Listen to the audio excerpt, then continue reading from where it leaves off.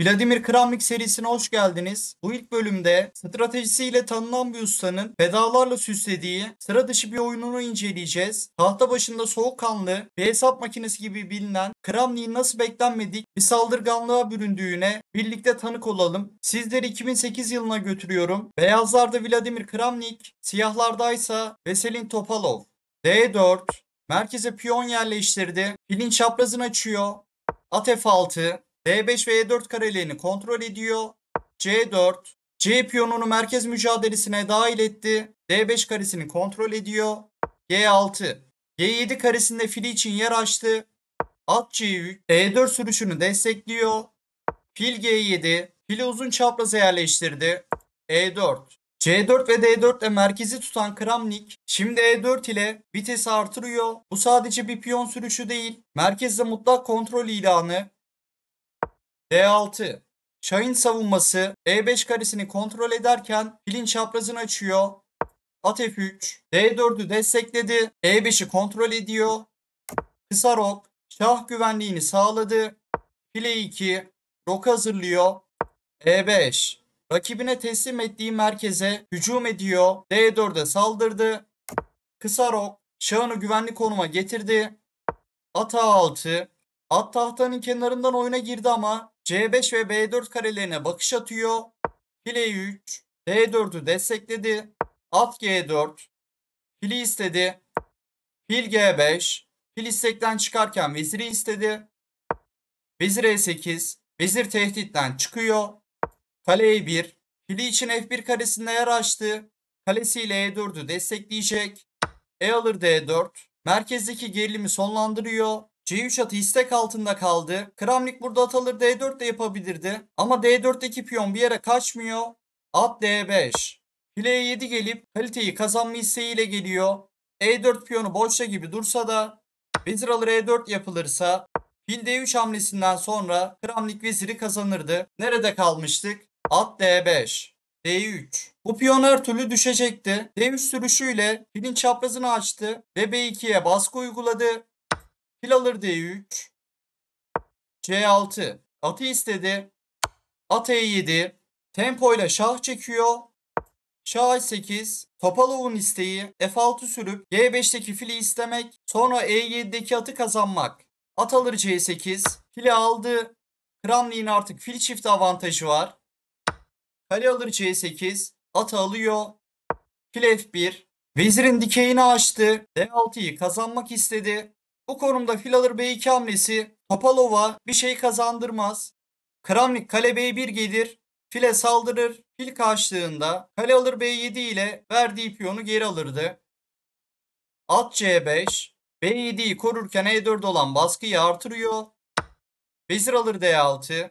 Kramnik bir piyon öne geçti. Ve atı istedi. At alır E4. D6 piyonu karşılığında E4'ü aldı. Vezire saldırıyor. Vezir A3. Vezir istekten çıkarken B2'yi korudu ve A7'yi istedi. F5. Merkeze yerleştirdiği E4 atını destekledi ve şah kanadından alan kazandı. H3. Atı istedi ve şahı için hava deliği açıyor. At E5. F3 atına baskı oluşturuyor. Fil F4. Ata yüklendi. At D7. At istekten çıktı. At D F6 gelip E4 atını destekleyebilir. Vezir alır A7. A7'yi alıyor. Fil alır B2. B2'yi aldı. Kaleyi istedi. Kale AB1. Kale tehditten çıktı ve fili istedi. Fil G7. Fil istekten çıkıyor. Vezir alır B7. Değişimler sonunda Kramnik bir piyon önde kaldı. D7'deki atı istedi. At DC5. At istekten çıktı ve veziri istedi. Vezir B6. Vezir istekten çıkarken C5 atına yüklendi. Kramnik'in tehdidi fil D6 ile çatal atmak. Kale F7. Çatal tehdidinden çıktı ve kaleyi 7. yataydan saldırı ve savunmada kullanabilir. At G5. Kaleyi istedi ve E4 atına yüklendi. E4'teki at açmazda olduğu için at alır G5 yapılırsa Kramnik kale alır E8 hamlesiyle veziri kazanırdı. Kale B7. Veziri istedi ve Kramnik'ten mükemmel bir vezir fedası geliyor. Vezir alır B7, çift ünlem. At alır B7, veziri aldı. Kale alır B7, atı alıyor. Bu konumda Kramnik'in tehdidi F3 hamlesiyle açmazdaki ata saldırmak. Şah G8 hatalı bir hamle ama Topalov burada F3 sürüşünü engellemek istedi. Bu konumda Kramnik F3 yaparsa Topalov fil D4 hamlesiyle şah çeker ve Topalov'un üstün olduğu bir oyun olurdu. Önceki konumdan farkı şah 8'deyken Kramnik'in at F7 şah hamlesi oluyor. Bu şekilde F3'e karşı önlem alınmış oldu ama bu sefer de C5. C4 karesinde fili için yer açtı. H6 atı istedi. Fil C4 şaha saldırıyor. Şah F8 karesine giderse Kramnik bir hamlede mat eder. Bunu size bırakıyorum. Cevabı yorumlara yazabilirsiniz. Şah H8 şah istekten çıktı. Kramnik'ten mükemmel bir fil fedası geliyor. Fil E5 çift ünlem. Bu fil alınırsa fil alır E5'ten sonra kale H7 ile Kramnik bir hamlede mat eder. Kaldığımız yerden oyuna devam edelim.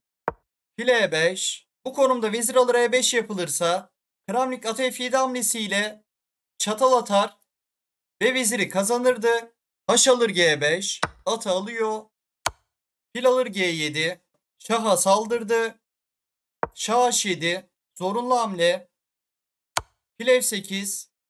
Açarak şah çekiyor ve şahın H6'ya kaçışını engelledi. Şah H8, fil E7, fil istekten çıktı ve F6 karesini kontrol ediyor. Kale B8, kaleleri değişip baskıdan kurtulmak istedi. Kramnik'ten mükemmel bir kalite fedası geliyor. Kale alır E4, çift ünlem ve Topalov oyunu terk ediyor. F6 karesini kontrol eden atı aldı. Bu konumda F alır E4 hamlesiyle kale alınırsa Kramnik fil F6 hamlesiyle mat ederdi. Kale alır E4'e geri dönelim. Kale alır E4. Bu konumda kale alır B7 yapılırsa fil F6 açarak şah çeker. Örneğin şah H7. Devamında kale alır E8. Kramnik 2 fil önde kalırdı. Ve oyun mata giderdi. Topalov'un terk ettiği konumda videoyu bitirelim. Kale alır E4. Analizi beğendiyseniz videoyu beğenmeyi ve kanala abone olmayı unutmayın. Sonraki videoda görüşmek üzere.